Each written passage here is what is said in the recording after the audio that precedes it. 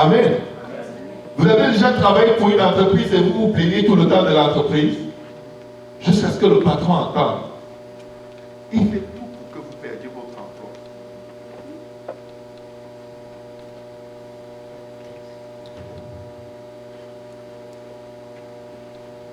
Amen.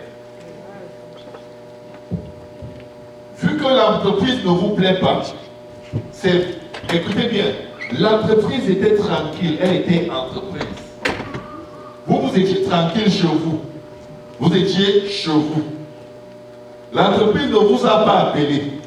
C'est vous qui êtes allé chercher l'entreprise pour pourvoir à vos besoins. Vous arrivez là-bas, oh, cette entreprise est une mauvaise entreprise. Les boss sont comme ça, les boss. Rentre chez toi. Prends tes pieds, rentre chez toi. Parce que si tu te fais virer, tu n'auras même pas le chômage. Cherche un autre boulot ailleurs. Crée ton entreprise et travaille pour toi-même.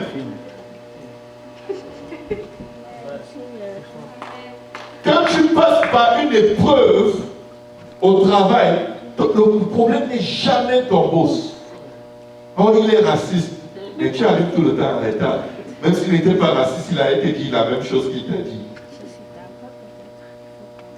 Arrive à l'heure, fais bien ton travail, tu vas voir si son racisme va tenir devant toi. La plupart des gens qui vont se plaindre, oh mon boss est raciste, oh il est ceci, cela, is. Regarde toi-même dans le miroir.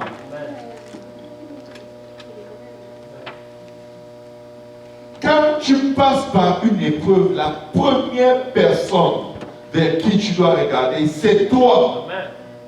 Si tu veux vraiment marcher sur les serpents et les scorpions et contre toute la puissance de l'ennemi, examine-toi toi-même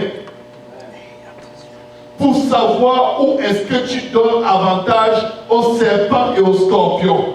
Parce que quand tu commences à pointer du doigt ailleurs, qu'est-ce que le Seigneur fait? Il te les envoie les serpents pour te mordre. Le peuple d'Israël, au lieu de saisir leurs difficultés pour crier à l'Éternel et bâtir une relation entre Dieu et eux par le chemin de la prière, ils disaient Moïse. Dès que ça ne va pas, c'est le pasteur. Dès que tout va bien, on ne connaît même pas le pasteur. On fait tout pour qu'il ne sache pas. Il risque d'attendre quelque chose de moi. Quand c'est difficile, on s'ouvre. Pasteur, prie pour moi. SMS, email, des coups de fil. À 3 h du matin, il n'y a pas de problème. Quand ça va très bien, oh, le Seigneur m'aime. Entre Dieu et moi, c'est comme la main et le doigt. Les gens galèrent dans les finances. Les oreilles du pasteur vont galérer parce qu'il faut qu'il prie pour eux pour que Dieu fasse quelque chose. Dès que Dieu fait, il n'est même pas au courant. C'est quand on utilise juste ce qui reste, c'est presque fini. On dit, ah pasteur, je voulais te remercier parce que tu te rappelles, l'autre jour tu avais prié pour moi. Le Seigneur m'a donné $5,000. Oh, gloire à Dieu. J'avais trop de problèmes, je sais pas ce que tu dépensé. J'ai peur qu'ils me disent, mais on fait comment? Tu vois, si tu dis que c'est déjà même tout parti, hein, vraiment. J'avais vraiment trop de problèmes. Il ne reste plus rien, pasteur. Merci beaucoup.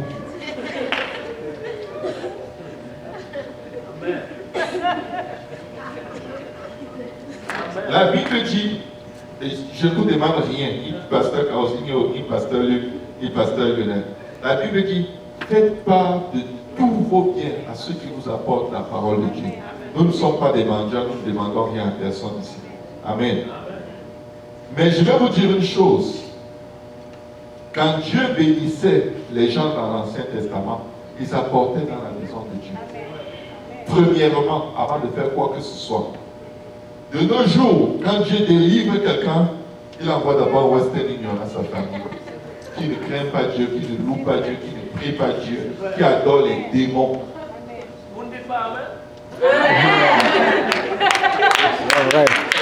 Le pasteur sait seulement quand ça va mal. Dès que ça va bien, c'est les non-croyants qui savent. C'est à eux la priorité. C'est ma famille. Dieu a dit qu'il faut s'occuper de sa famille. Il fallait demander à ta famille de prier quand ça n'allait pas bien. Ils ne connaissent pas Dieu. Ils allaient te fuir si tu leur demandais de prier.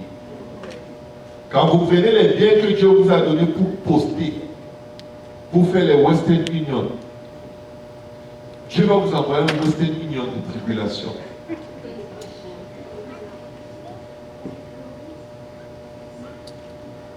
Tout ce que Dieu met dans nos mains, ça appartient à Dieu. Ça ne nous appartient pas. Est-ce que vous n'avez jamais remarqué que généralement après les Western Union, votre situation devient pire qu'elle ne l'était? Prenez un petit temps, la Bible dit, si là, arrête-toi un peu, réfléchis.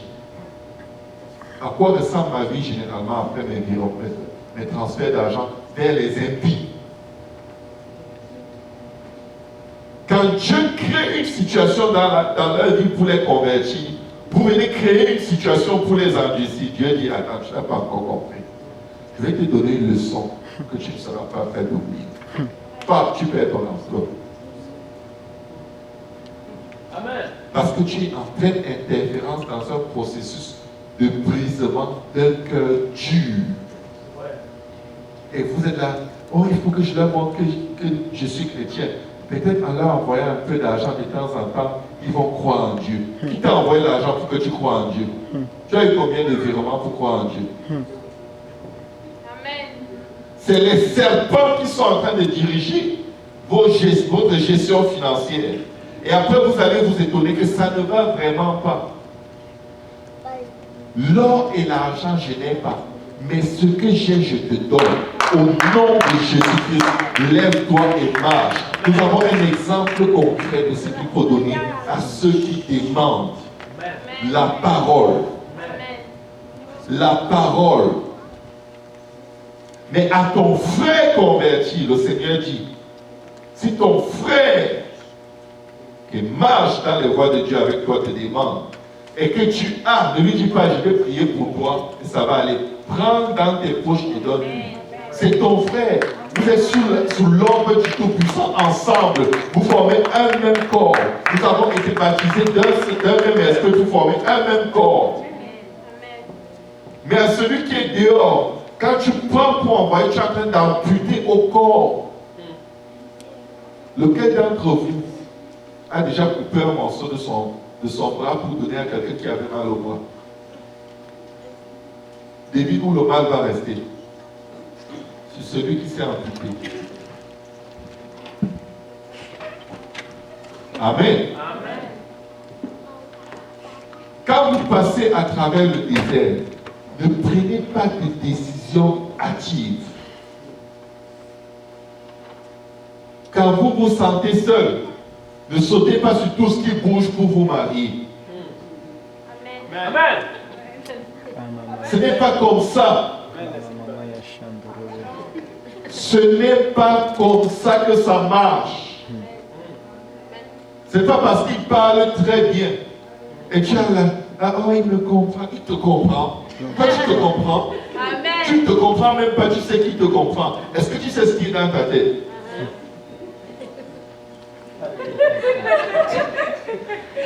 Il me comprend. Je ne me comprenais pas jusqu'à ce qu'il me comprenne. Là, je me suis compris parce qu'il me comprend. Non! Tu ne te comprends pas, tu as besoin de plus de Dieu. Amen.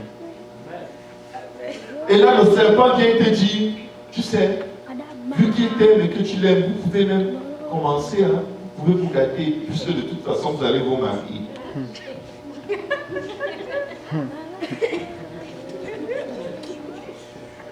Vous allez vous marier. Je vais vous dire une chose. Les esprits d'adultère et de fornication, ce sont les serpents et les scorpions du désert du célibat. Quand tu passes par le désert du célibat, les esprits de fornication, masturbation, pornographie, ce sont les serpents et les scorpions sur lesquels le Seigneur t'a dit tu dois marcher. Tu dois avoir la victoire sur eux parce que si tu les embrasses là-bas pour raccourcir le chemin vers le mariage, tu vas dans le mariage avec qui? Avec eux. Tu rentres dans le mariage avec la fornication, tu sais ce qui va se passer? Pour être fidèle dans ton couple, tu vas baver. On va devoir t'enchaîner. Parce que les jours, ça va, l'esprit de fornication va te prendre.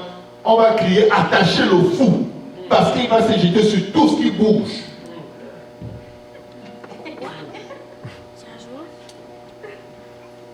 Ce n'est pas une plaisanterie, c'est réel ce que je suis en train de vous partager. Ils sont là pour que tu les écrases. Ces tentations sont là pour que nous ayons la victoire dessus. Parce que si nous n'avons pas la victoire dessus, ces serpents vont nous mordre. Le Seigneur a dit dès le jardin, ta descendance lui écrasera la tête. Et sa descendance lui mordra la cheville. Est-ce que vous avez déjà vu quelqu'un qui ne s'est pas mordre par un serpent? La première des choses qu'il faut faire rapidement, c'est faire un garrot et élargir la blessure pour que le sang sorte avec le poison et qu'il ne prenne pas tout le corps. Et quand on parle d'élargir la blessure, c'est tu dois te couper toi-même dans les plus brefs délais. Parce que le poison suit la direction du sang. Si le sang coule vers l'extérieur, le poison va moins contaminer le corps. Donc tu dois élargir cette blessure pour que ton sang ne circule plus dans le bon sens, mais que tu commences à perdre ce sang. Parce que partout où le sang circule désormais, il circule avec le poison. Et quand le poison atteint ton cerveau, ce n'est qu'une question de secondes pour que tu meurs. Quand on est attaqué dans ces moments de désert, les moments où on a des problèmes, on ne sait même plus quoi penser, c'est les moments où on est très susceptible de tomber dans le péché. Vous n'avez jamais été fatigué dans une situation où vous vous demandez est-ce que je suis même chrétien? Subitement, vous ne croyez plus rien. Ça devient comme c'est je fais aussi seulement parce que tout le monde le fait, mais je ne sens plus rien. La Bible dit qu'il m'entourait pour m'anéantir ou pour me détruire. Au nom de l'Éternel, je les taille en pièces. Quelqu'un doit se lever et dire, ce n'est pas ma force. Dieu m'a donné la victoire. Dieu m'a déjà dit ce que je dois faire de ce péché-là, de cette tentation-là. Dieu m'a déjà dit ce que je dois faire. Je ne dois pas me laisser mort et encore moins pointer le doigt sur mon pasteur ou sur mon dirigeant comme si c'est de sa faute. Il pointe les gens, il murmure contre les dirigeants. Et après, fornication dans leur vie comme pas possible. Impossible de se contenir. Pourquoi? Parce qu'ils ont pointé le doigt dans la mauvaise direction. Écoute, si pasteur Luc a un problème d'argent, c'est le problème de qui? Le pasteur Luc, ce n'est pas mon problème. S'il m'accuse de ne pas prendre soin de lui, c'est encore le problème de qui? C'est toujours son problème. Mais il aura des millions au nom de Jésus-Christ. Amen. Amen. Il prospérera au nom de Jésus-Christ. J'anticipe déjà sa grande maison. Amen. Alléluia. Amen.